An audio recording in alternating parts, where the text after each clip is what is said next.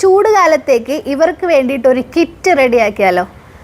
ഈ ഒരു സമയത്ത് നമ്മൾ കരുതി വെക്കേണ്ട 5 ഇമ്പോർട്ടൻ്റ് ആയിട്ടുള്ള കാര്യങ്ങൾ എന്തൊക്കെ എന്നുള്ളതാണ് ഈ വീഡിയോയിൽ നമ്മൾ ഡിസ്കസ് ചെയ്യുന്നത്.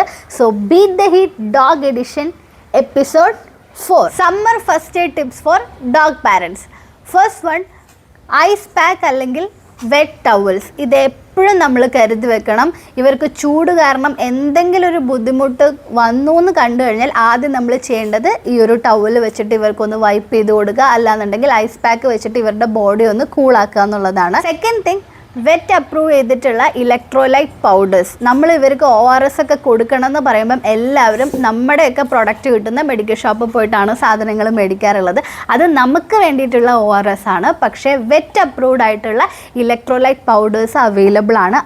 അത് തന്നെ വാങ്ങിച്ചിട്ട് ഇവർക്ക് എന്തെങ്കിലും ക്ഷീണം അല്ലെങ്കിൽ വോമിറ്റിംഗ് ഒക്കെ ഉണ്ടെന്ന് തോന്നിക്കഴിഞ്ഞാൽ ഈ ഒരു സമയത്ത് അത് കലക്കി കൊടുക്കുന്നത് നല്ലതായിരിക്കും. പെട്ടെന്ന് ഇവർക്കൊന്ന് എനർജി ബൂസ്റ്റ് ചെയ്യാനായിട്ട് അത് ഒരുപാട് ഹെൽപ്പ് ചെയ്യും. മൂന്നാമത്തെ കാര്യം, ഈ ഒരു ചൂടുകാലം ആയതുകൊണ്ട് ഇവർ നടക്കുന്ന സർഫസ് ഒക്കെ നല്ല ചൂടായിരിക്കും. അപ്പോൾ പെട്ടെന്ന് ഇവരുടെ പോസിന് ക്രാക്ക് വരാനും അല്ലെങ്കിൽ ഒന്ന് പൊള്ളാനും ഒക്കെ ഉള്ള ചാൻസ് ഉണ്ട്.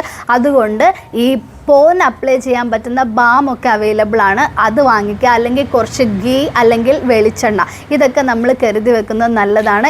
എല്ലാ ദിവസവും ഒന്ന് അത് വെച്ചിട്ടൊന്ന് മസാജ് ചെയ്ത് കൊടുക്കുകയാണെങ്കിൽ ആ ക്രാക്കും കാര്യങ്ങളൊക്കെ വരുന്നത് ഒഴിവാക്കാനായിട്ട് സാധിക്കും. നാലാമത്തെ കാര്യം എന്ന് പറയുന്നത് തെർമോമീറ്റർ ആണ്. ഇവർക്ക് ഹീറ്റ് സ്ട്രോക്ക് കാരണം ഇവരുടെ ടെമ്പറേച്ചർ ഹൈ ആയിട്ടുണ്ടോ എന്ന് മോണിറ്റർ ചെയ്യാനായിട്ട് തെർമോമീറ്റർ നമ്മൾ ഒരുപാട് ഹെൽപ്പ് ചെയ്യും. ഇവരുടെ നോർമൽ ടെമ്പറേച്ചർ എന്ന് പറയുന്നത് 101 ഡിഗ്രി ഫാരൻഹീറ്റ് മുതൽ 102.5 ഫാരൻഹീറ്റ് വരെയാണ്. ഇതിനേക്കാൾ കൂടുതലാണ് ഇവരുടെ ടെമ്പറേച്ചർ എങ്കിൽ നമ്മൾ എന്തായാലും ഒരു വെറ്റിനറി ഡോക്ടറിനെ കാണിക്കണം. ആൻഡ് ഫിഫ്ത്ത് വൺ, ഇത് വളരെ വളരെ ഇമ്പോർട്ടൻ്റ് ആണ്. ഈ ഒരു ചൂടുകാലത്ത് എവിടെ നോക്കിയാലും പറയുന്ന ഒരു പരാതിയാണ് ഡോഗ്സിൻ്റെ മേൽ ചെള്ളുണ്ട്, ഫ്ലീസ് ഉണ്ട് എന്നൊക്കെ. അപ്പോൾ അതിനെ കൺട്രോൾ ചെയ്യാനായിട്ട് ഒരു ടിക്ക് ആൻഡ് ഫ്ലീസ് സ്പ്രേ അല്ലേ വേണം. അത് വേണം.